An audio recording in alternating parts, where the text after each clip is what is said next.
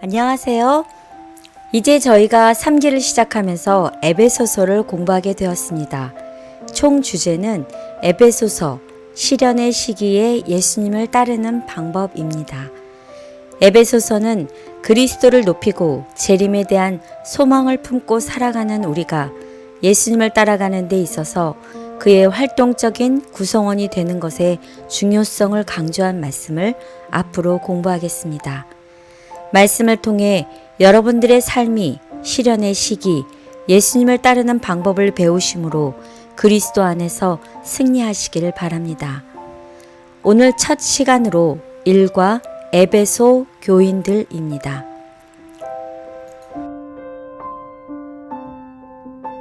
안녕하세요. 안녕하십니까? 네, 오늘은 이제 3기 시작이 되는 거죠? 네, 이제 3기 시작하는 시간입니다.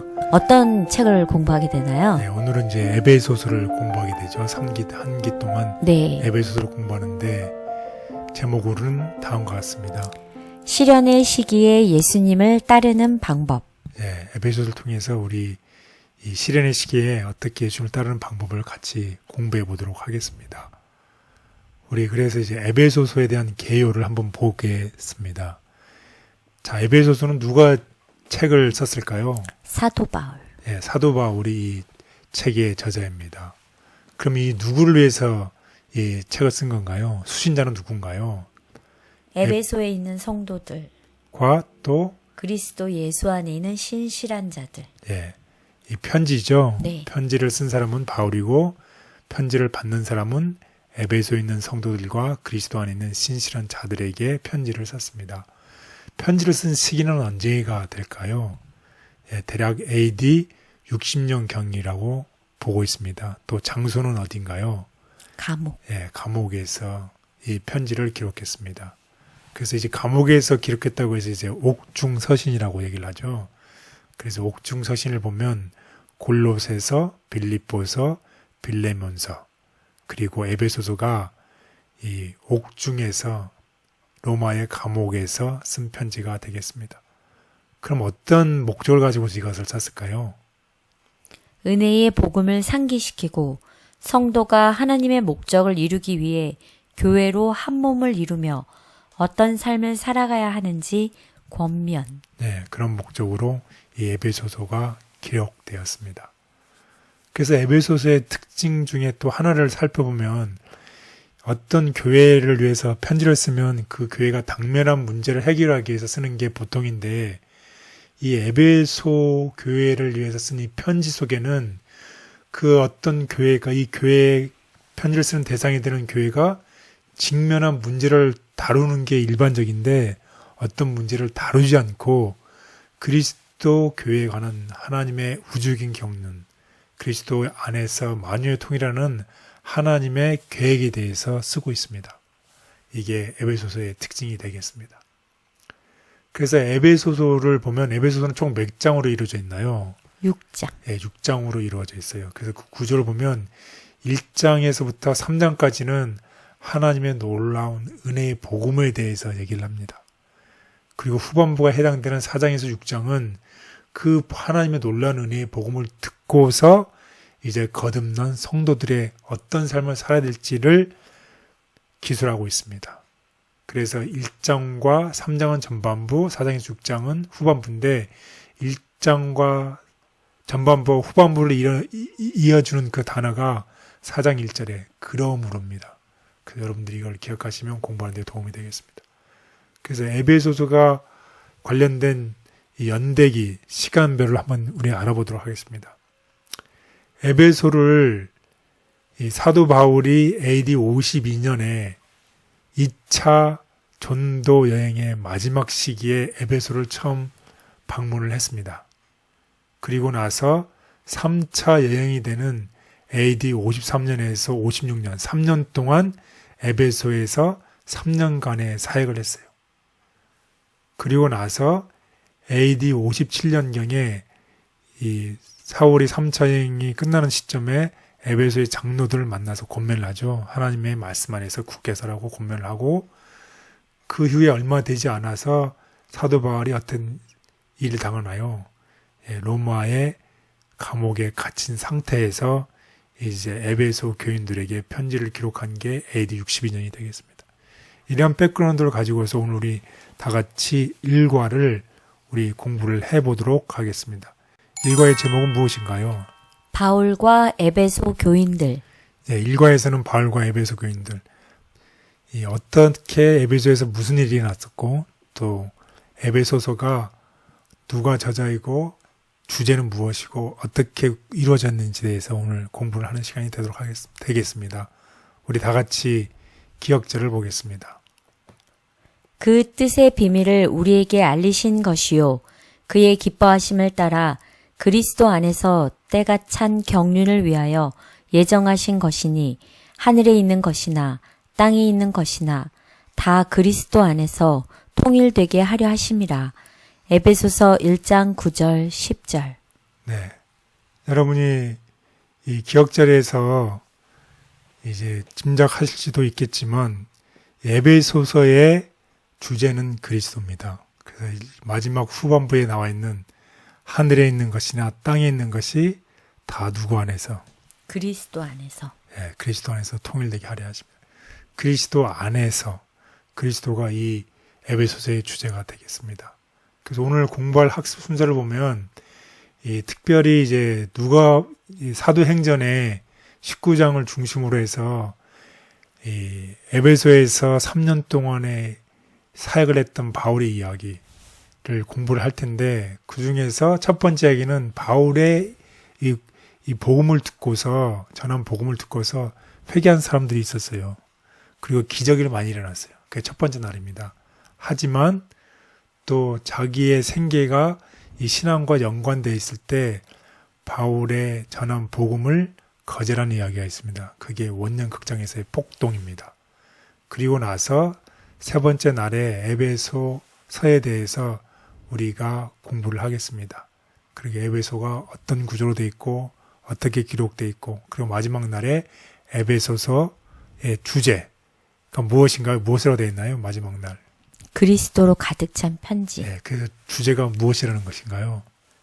그리스도죠. 그래서 에베소서의 키워드 중심은 누구다? 그리스도다. 네, 그리스도다.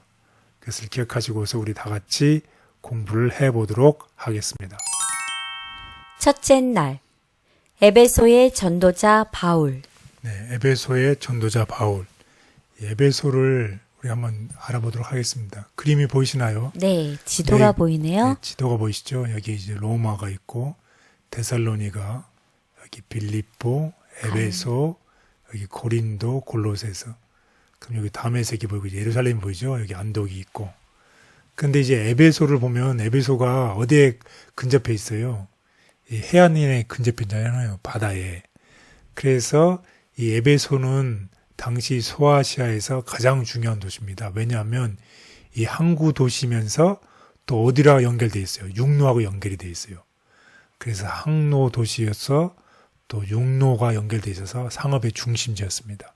그리고 특별히 에베소에는 세계 7대 고대 불가 사회 중에 하나인 아르데미스 신전이 있었습니다. 그래서 에베소를 보면 로마 제국에서 네 번째로 큰 도시였다. 그리고 인구는 약 25명이 되었고, 또 아까 했던 항구 도시였죠. 항구 도시였으면서 또 중요한 육로가 연결되어 있는 교통요청지다. 그럼 바다와 육로가 연결된 도시니까 얼마나 발달된 도시고 얼마나 많은 사람들이 여기서 왕래가 많았겠어요. 왕래가 많고 무역을 하겠죠. 네. 네, 그런 도시입니다. 그리고 에베소의 사람들은 많은 신들을 섬겼어요. 그 중에서도 도시의 수호 여신으로 여겨지는 아르데미스 여신을 섬겼습니다. 그래서 늘 이렇게 부여했잖아요. 네. 부여한 이유가 이 아르데미스 여신 때문에 부여했다고 생각을 했어요. 그래서 바울이 두 번째 선교여행의 마지막이 에베소를 처음 방문하게 됐습니다. 그러고 나서 바울이 3차 전도 여행을 이 에베소에서 3년을 머무르게 되는데, 3년 동안 이렇게 머무르면서 에베소에서 이 그리스도를 확실히 하기 위해서 오랜 시간을 정말 자기의 온 정성을 다해서 보낸 곳이 에베소가 되겠습니다. 그 특별히 사도행전 19장에 자세히 잘 나와 있는데 바울이 3차 전도 여행에 대해서 기록을 하고 있습니다. 그래서 3개월 동안 해당에서 강론을 했어요. 그리고 나서 두란노 서원에서 2년을 강론을 하게 됩니다. 이렇게 3년을 지내는 동안은 바울을 통해서 하나님의 많은 능력들이 나타났어요. 그래서 거기에서 수건이나 손수건을 해도 병자가 낫는 그런 놀라운 능력들이 일어났어요. 그리고 또 어떤 능력들이 일어나요? 많은 이 마술사들이 자신들의 죄를 고백하고 마술을 버리고 그들이 가진 책을 불살라버리고 하나님께로 돌아온 이야기가 있습니다. 정말 놀라운 이야기죠. 이런 놀라운 이야기만 있었을까요? 또 하나님의 복음을 대적한 이야기도 있어요. 그 데메드리오라는 사람이 자기의 생업 때문에 바울이 전한 복음을 거절하고 소요를 일으킨 그런 이야기도 있습니다. 그래서 바울 또한 하나님의 능력을 우리 한번 성경지를 통해서 한번 보겠습니다. 사도행전 19장 11절 12절 하나님이 바울의 손으로 놀라운 능력을 행하게 하시니 심지어 사람들이 바울의 몸에서 손수건이나 앞치마를 가져다가 병든 사람에게 얹으면 그 병이 떠나고 악귀도 나가더라. 네, 또 놀라운 또 일들이 일어났죠. 마술사들의 회개하는 이야기도 있습니다.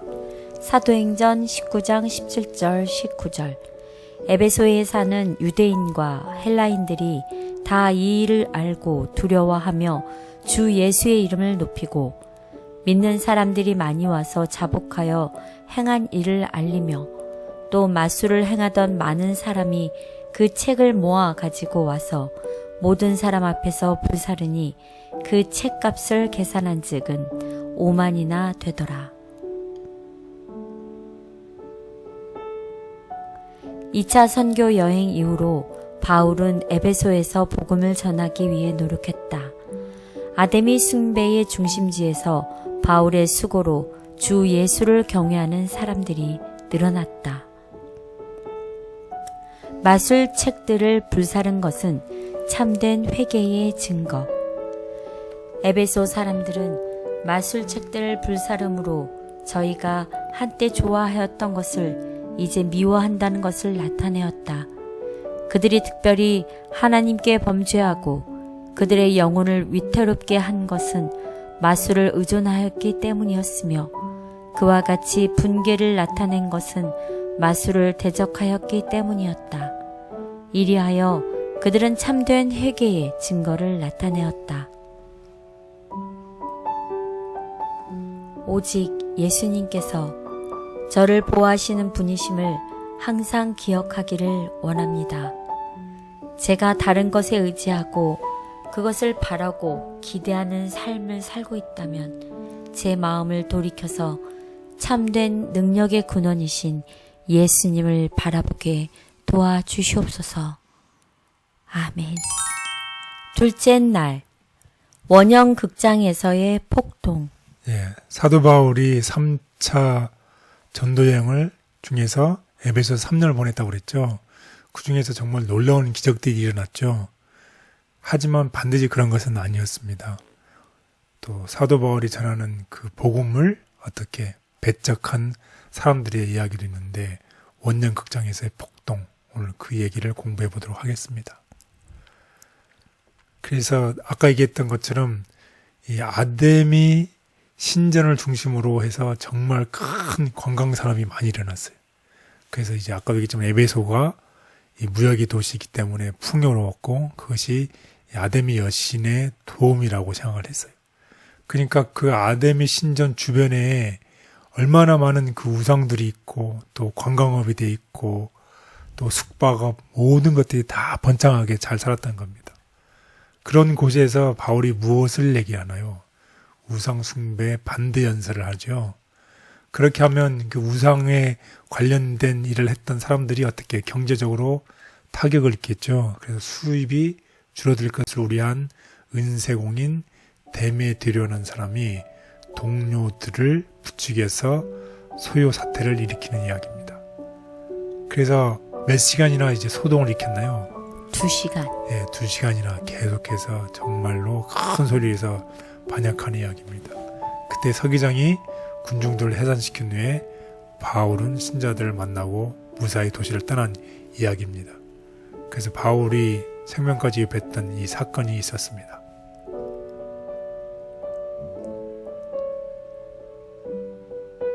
화려한 아데미 숭배의 중심지였던 에베소는 바울의 가르침으로 인해 경제적인 타격을 받을 것을 우려하여 바울과 그의 기별을 거부하였다.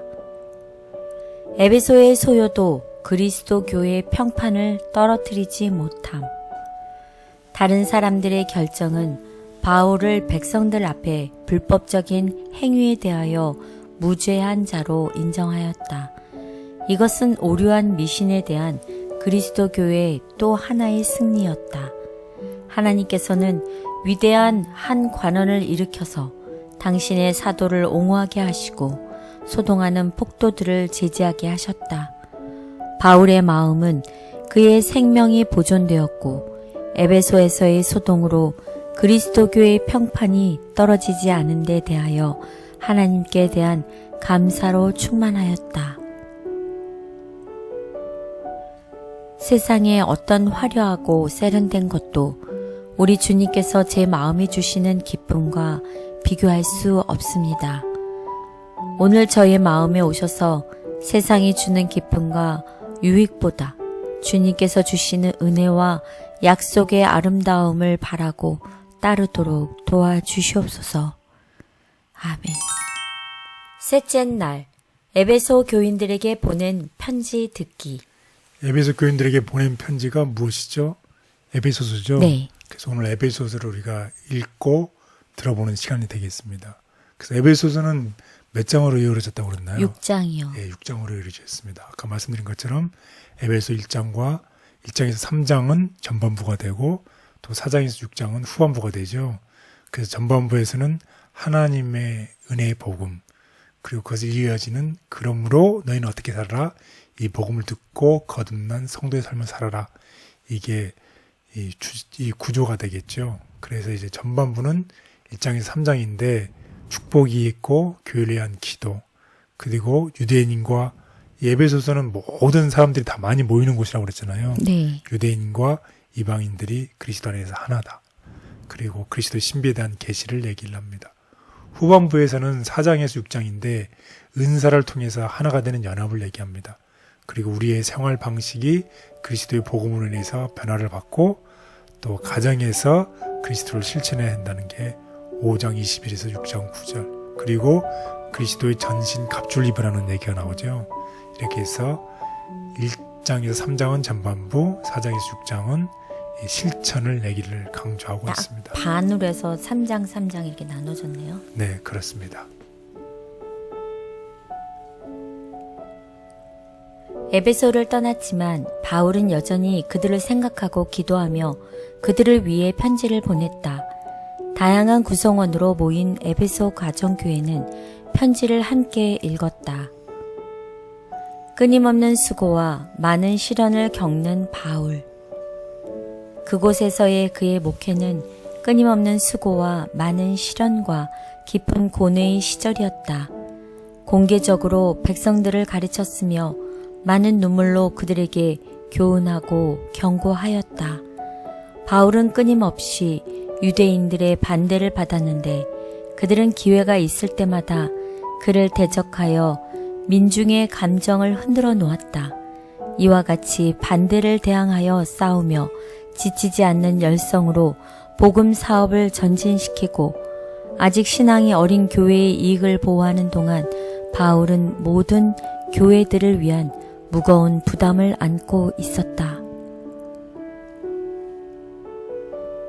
바울이 에베소 교회를 위해 편지하고 기도한 것처럼 저도 하나님의 사랑하시는 사람들 그리고 몸된 교회를 위해서 기도합니다. 오늘 이 하루 사랑하는 사람들, 가족 그리고 교회 위에 성령의 부어주심과 인도하심이 함께 하옵소서. 아멘. 넷째 날, 그 당시의 에베소서. 네, 이제 우리 그 당시에 에베소서 그 배경으로 가보겠습니다.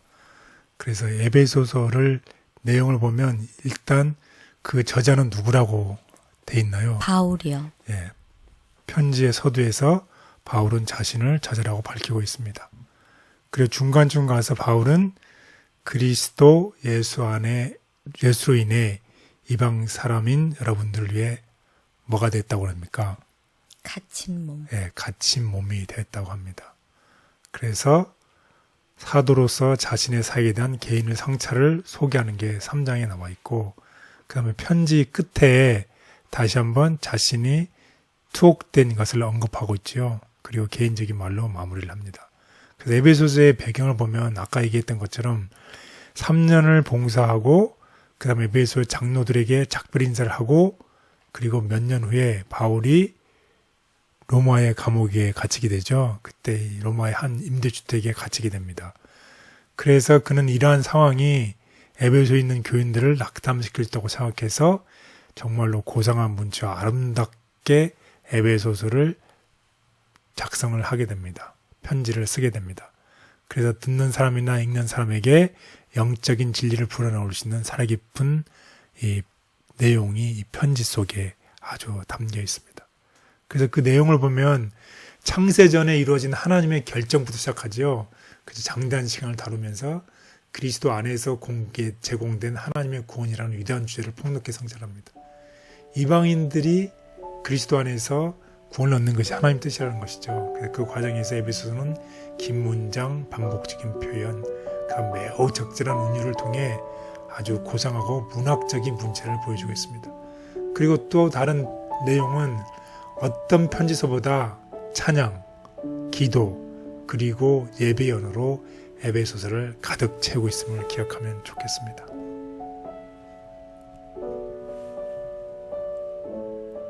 에베소는 비록 감옥에서 기록되었지만 수신자들의 상황부터 위대한 구원까지 폭넓은 주제를 다루며 찬양, 기도, 예배 등으로 편지를 가득 채우고 있다. 에베소에서의 승리가 세계적인 그리스도교 확산의 원동력이 됨. 이와 같은 그리스도의 능력의 출현으로 바로 그 미신의 성체 안에서 그리스도교는 큰 승리를 얻었으며 그 일로 인한 영향력은 바울이 실감했던 것보다도 더 널리 퍼졌다. 소식은 에베소로부터 널리 유포되어 그리스도의 사업에 큰 원동력이 되었다.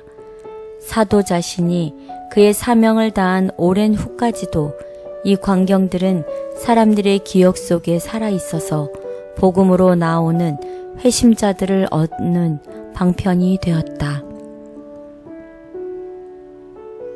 하나님의 약속은 분명한데 저의 믿음은 얼마나 분명한지 자문해 봅니다.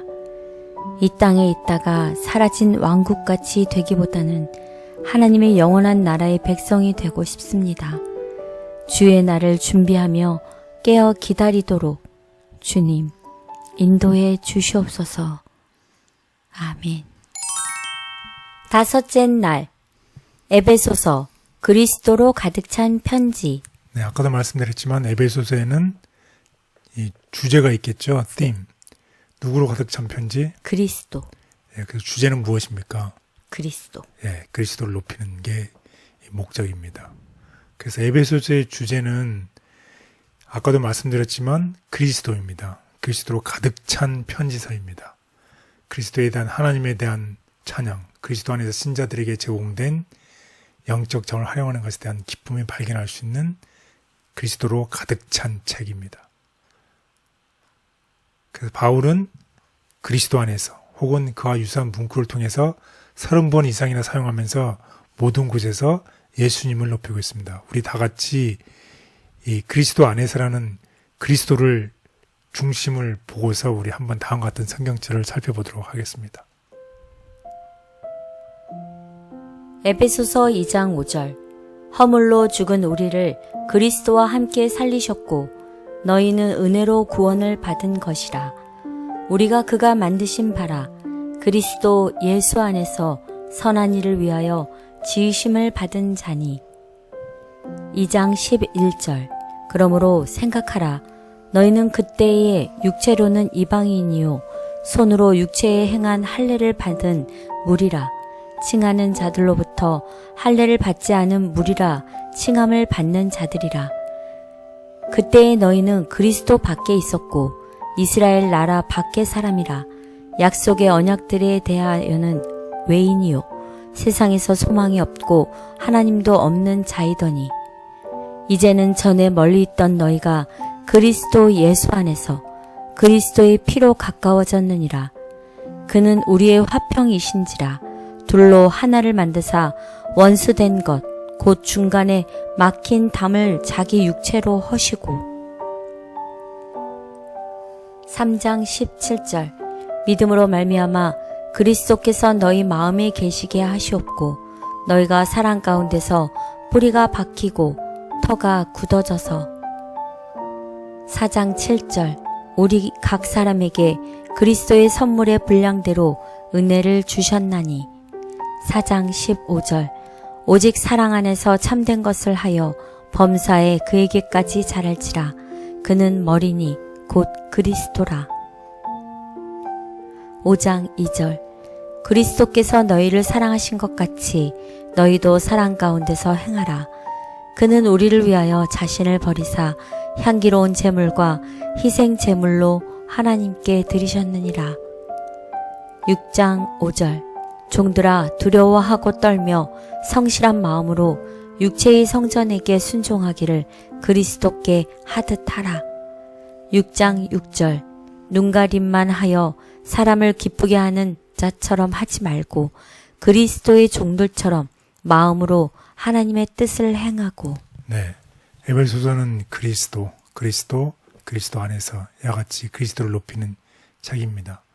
또한 사도 바울은 교회에 대해서 언급을 하고 있는데 교회에 대해서 이야기할 때 아까 얘기했던 은유적인 방법을 썼어요. 특별히 생생한 4가지 은유를 사용해서 교회를 묘사하고 있습니다. 첫 번째로는 몸으로서의 교회, 그리고 두 번째로는 건물 성전으로서의 교회, 그리고 세 번째로는 신부로서의 교회, 네 번째로는 군대로서의 교회를 얘기하고 있습니다. 이러한 내용들에 대해서 우리 차츰 공부해 가도록 하겠습니다.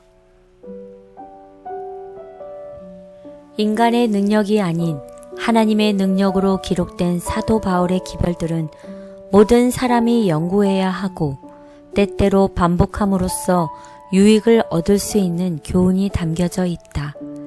그 기별들 가운데는 실제적 경건이 요약되어 있고 모든 교회에서 따라야 할 원칙들이 놓여 있으며 영생으로 인도하는 길이 설명되어 있다.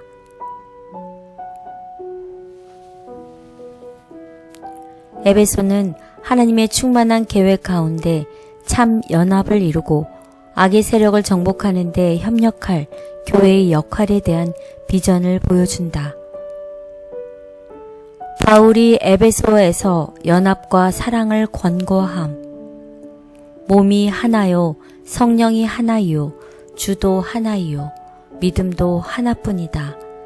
모든 신자들은 그리스도의 몸의 지체로서 동일한 정신과 동일한 소망으로 활기를 얻는다.